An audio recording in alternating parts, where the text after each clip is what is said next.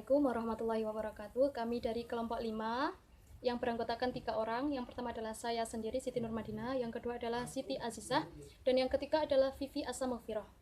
Di sini kami akan menjelaskan sedikit tentang apa yang kami ketahui dari sunnah atau as-sunnah. Yang mana as-sunnah sendiri adalah bab kelima dari mata kuliah usul fikih. Di sini saya akan menjelaskan tentang pengertian as-sunnah, yakni ditinjau dari segi bahasa atau etimologis atau lugawiyah. Sunnah memiliki dua arti. Yang pertama dari kata as-sunnah yang jamaknya adalah as-sunan, yang artinya bisa dikatakan seperti thoriqoh, yaitu jalan atau jalan yang dilalui atau jalan yang baik maupun yang buruk. Yang kedua adalah masih dalam segi bahasa, sunnah berasal dari kata sunnah yang kalau ditulis itu sin, nun sama tak marbutoh, yang artinya adalah adat, kebiasaan maupun ketetapan. Nah, dalam segi Islam kita menyandarkannya pada kebiasaan-kebiasaan yang dilakukan oleh Rasulullah SAW. Oke, itu tadi arti dalam segi bahasa. Yang kedua adalah arti dalam segi istilah atau terminologis, yakni sunnah adalah segala sesuatu yang bersumber dari Rasulullah SAW, baik perkataan beliau atau kaulnya, baik perilaku beliau, perbuatan beliau atau fiilnya, maupun takrir atau ketetapannya. Lalu di sini saya akan menjelaskan arti sunnah menurut beberapa sumber, yakni yang pertama adalah dari menurut ulama fuqaha atau ahli fikih. Di sini sunnah seperti arti pada umumnya, yaitu apabila kita mengerjakannya kita akan mendapat pahala, apabila kita meninggalkannya kita tidak mendapat dosa. Seperti contohnya adalah sholat duha, sholat tahajud, terus sholat apa itu, qobliyah ba'diyah, ya kayak gitulah. Lalu yang kedua adalah sunnah menurut ulama akidah, yakni adalah segala sesuatu yang bersumber dari Rasulullah yang bukan bid'ah. Oke. Yang ketiga adalah sunnah menurut pakar hadis atau muhaddisun, yakni adalah segala sesuatu yang berasal dari Rasulullah SAW yang baik itu terjadi setelah beliau diangkat menjadi rasul atau sebelum beliau diangkat menjadi rasul. Yang keempat adalah sunnah menurut ahli usul. Apa sih? Yaitu adalah segala sesuatu yang berasal dari Nabi Muhammad SAW yang tidak ada di dalam Al-Quran, akan tetapi bisa dibuat dalil untuk menentukan hukum syara. Oke. Yang kelima dan yang terakhir adalah sunnah menurut Syekh Muhammad Al-Khudori, yaitu adalah segala sesuatu yang bersumber dari Rasulullah, baik berupa ucapan, perbuatan maupun ketetapannya. Baiklah, saya akan menjelaskan mengenai kedudukan dan hubungan as-sunnah terhadap Al-Quran. Oleh karena itu, seluruh ulama dan umat Islam telah menyepakati bahwasannya kedudukan as-sunnah tersebut dalam Islam adalah sebagai hukum kedua setelah Al-Quran. Dan keputusan itu juga didasarkan atas firman Allah Subhanahu wa taala dalam surat Al-Hasr ayat 7, yang artinya apa yang diberikan Rasulullah kepadamu maka berterimalah, dan apa yang dilarangnya bagimu maka tinggalkanlah, dan bertakwalah kepada Allah, sesungguhnya Allah amat keras hukumannya.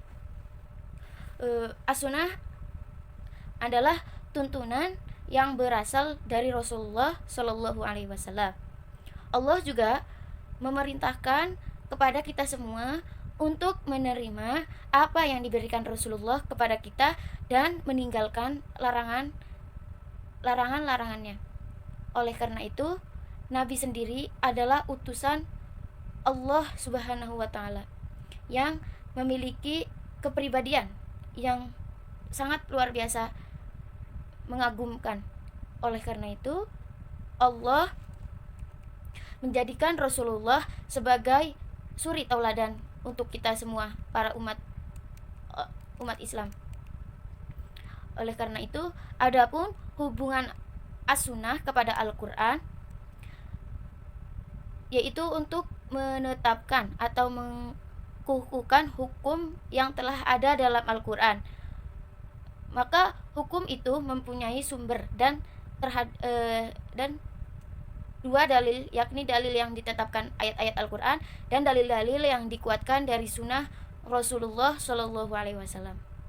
Ada kalanya as-sunnah tersebut merinci, menafsirkan hal yang telah datang di dalam Al-Quran secara global dan membatasi hal-hal yang datang di dalam Al-Quran secara mutlak atau mentaksis hal-hal yang terdapat di dalam Al-Quran secara umum tersebut. Ada kalanya juga as-sunnah itu menetapkan dan membentuk hukum yang tidak terdapat dalam Al-Quran. Macam-macam sunnah ada 4. Yang pertama, sunnah qauliyah. Sunnah qauliyah adalah bentuk perkataan atau ucapan yang disandarkan kepada Nabi Muhammad SAW yang berisi berbagai tuntunan dan petunjuk syarak atau peristiwa-peristiwa hal yang berkenaan dengan aspek akidah, syariah maupun akhlak. Yang kedua adalah sunnah fi'liyah. Sunnah fi'liyah adalah segala perbuatan yang disandarkan kepada Nabi Muhammad SAW yang berupa perbuatan Nabi yang diberitakan oleh para sahabat mengenai soal-soal ibadah lain-lain seperti melaksanakan sholat manasik haji. Yang ketiga adalah sunnah takririyah. Sunnah takririyah adalah sunnah yang berupa ketetapan Nabi Muhammad SAW terhadap perbuatan para sahabat yang diketahui Nabi SAW, tidak menegurnya atau melarangnya, bahkan Nabi SAW cenderung mendiamkannya. Yang keempat adalah sunnah hamiyah. Sunnah hamiyah yaitu suatu yang dikehendaki Nabi SAW tapi belum dikerjakan. Sebagian ulama hadis ada yang menambahkan perincian sunnah tersebut dengan sunnah hamiyah, karena dalam diri Nabi SAW terdapat sifat-sifat keadaan-keadaan, ahwal, serta hima atau hasrat untuk melakukan sesuatu. Dalam riwayat tersebut disebutkan beberapa sifat yang dimiliki beliau, seperti bahwa Nabi SAW yang selalu bermuka cerah, berperangai halus, lembut, tidak keras, dan tidak pula berkata kasar, tidak suka berteriak, dan tidak suka berkata kotor.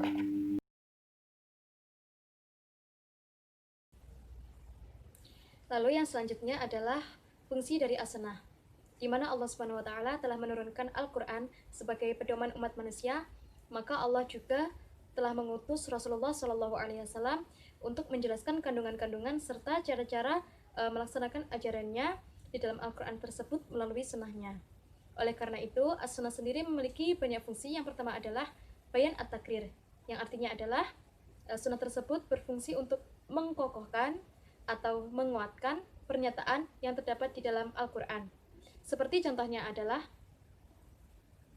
hadis yang diriwayatkan oleh Muslim dari Ibnu Umar yang artinya adalah apabila kamu melihat bulan maka berpuasalah, dan apabila kamu melihat bulan maka berbukalah.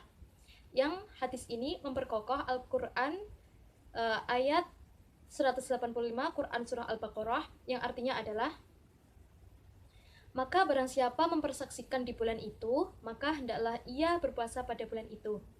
Nah, di sini hadis yang tersebut di atas tersebut telah berfungsi sebagai bayan at-takrir yang artinya adalah memperkokoh maupun menguatkan ayat Al-Quran, yakni Quran surah Al-Baqarah ayat 185, sebagaimana kedua hadis dan ayat ini sama-sama mengutus umat manusia untuk berpuasa setelah mereka melihat hilal ataupun bulan. Yang kedua adalah bayan at-tafsir.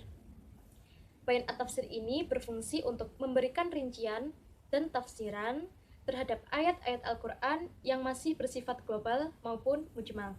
Nah, yakni memberikan persyaratan atau batasan ayat-ayat Al-Quran yang bersifat mutlak dan mengkhususkan terhadap ayat-ayat Al-Quran yang masih bersifat umum. Nah, di antara contoh-contoh tentang ayat Al-Quran yang masih bersifat mujmal adalah seperti ayat-ayat Al-Quran yang memerintahkan tentang sholat, zakat, puasa, disyariatkannya jual beli, kisos, dan sebagainya. Nah, kenapa ayat-ayat Al-Quran ini disebut mujmal atau umum? Karena masalah ini masih bersifat umum dengan belum dicantumkannya bagaimana cara mengerjakannya, tata caranya, sebab musababnya, atau halangan-halangannya, syarat-syaratnya. Oleh karena itu, Rasulullah Shallallahu Alaihi Wasallam melalui hadisnya menafsirkan dan menjelaskan masalah-masalah tersebut. Seperti contohnya adalah hadis riwayat Bukhari dan Muslim yang artinya sholatlah kamu sebagaimana kamu melihatku sholat. Nah, hadis ini telah memberikan rincian bagaimana cara melaksanakan sholat yang telah diperintahkan di dalam Al-Quran, akan tetapi belum ada tata caranya, yakni disebut bayan at-tafsir. Lalu yang ketiga adalah bayan at-tashri', yang artinya adalah mewujudkan sesuatu hukum atau ajaran-ajaran yang tidak didapati di dalam Al-Quran. Ibnu Al-Qayyim pernah berkata bahwa hadis-hadis Rasulullah itu yang berupa tambahan setelah Al-Quran, merupakan ketentuan hukum yang patut ditaati dan tidak boleh kita tolak sebagai umat Islam. Seperti contohnya adalah hadis tentang zakat fitrah yang artinya Rasulullah Shallallahu Alaihi Wasallam telah mewajibkan zakat fitrah kepada umat Islam pada bulan Ramadan 1 sukat atau syok kurma atau gandum untuk setiap orang, baik merdeka atau hamba, laki-laki maupun perempuan. Nah, hadis ini termasuk bayan tasyri' yang wajib diamalkan sebagaimana dengan hadis yang lain. Lalu yang keempat adalah bayan an-nasakh. Artinya adalah dalil syara' yang dapat menghapuskan ketentuan yang telah ada karena datangnya kemudian. Contohnya adalah hadis yang berarti tidak ada wasiat bagi ahli waris. Nah, hadis tersebut menasakh ayat Al-Quran dalam Quran Surah Al-Baqarah ayat 180 yang artinya diwajibkan atas kamu apabila seseorang di antara kamu kedatangan tanda-tanda kematian, jika ia meninggalkan harta yang banyak, berwasiat untuk ibu bapak dan karib kerabatnya secara makruf. Ini adalah kewajiban atas orang-orang yang bertakwa. Nah, hadis yang artinya tidak ada wasiat bagi ahli waris ini telah menasakh Quran Surah Al-Baqarah ayat 180, di mana disebutkan bahwa tidak boleh orang berwasiat bagi si ahli waris. Lalu yang kelima adalah bayan taksis, yang artinya adalah membatasi atau mengkhususkan ayat-ayat Al-Quran yang bersifat umum sehingga tidak berlaku pada bagian-bagian yang mendapat perkecualian. Nah, misalnya adalah hadis tentang mawaris di kalangan para nabi yang artinya adalah kami para nabi tidak diwarisi sesuatu yang kami tinggalkan menjadi sedekah. Hadis ini merupakan pengecualian dari keumuman ayat Al-Quran yang menjelaskan tentang disyariatkannya waris bagi umat Islam, yaitu pada Quran Surah An-Nisa ayat 11 yang artinya Allah mensyariatkan bagimu tentang pembagian pusaka untuk anak-anakmu, yaitu bagian seorang anak laki-laki sama dengan 2 anak perempuan. Nah, di sini hadis tersebut berfungsi sebagai bayan taksis, di mana di dalam Quran Surah An-Nisa ayat 11 ini mewajibkan untuk umat Islam membagi harta pusakanya untuk anak-anaknya, tetapi ini terkecuali bagi para nabi, yakni nabi tidak berhak mewarisi sebagaimana umat Islam. Lalu yang keenam adalah bayan takyid. Bayan takyid sendiri artinya adalah membatasi ayat-ayat yang bersifat mutlak dengan sifat, keadaan, atau syarat-syarat tertentu. Contohnya adalah dalam sebuah riwayat yang artinya tangan pencuri dipotong jika mencuri 1/4 dinar atau lebih. Hadis ini membatasi kadar curian yang menyebabkan pelakunya terkena hukuman potong tangan yang tidak dijelaskan dalam ayat tentang ini yang bersifat mutlak, yakni adalah Quran Surah Al-Maidah ayat 38 yang artinya dan laki-laki yang mencuri dan perempuan yang mencuri, potonglah tangan keduanya. Nah, hadis ini berfungsi sebagai bayan takyid, di mana hadis ini menerangkan tentang kadar curian dari Quran Surah Al-Maidah ayat 38 yang tidak dijelaskan. Nah, baik, terima kasih. Semoga bermanfaat. Hanya ini yang dapat kami jelaskan. Wassalamualaikum warahmatullahi wabarakatuh.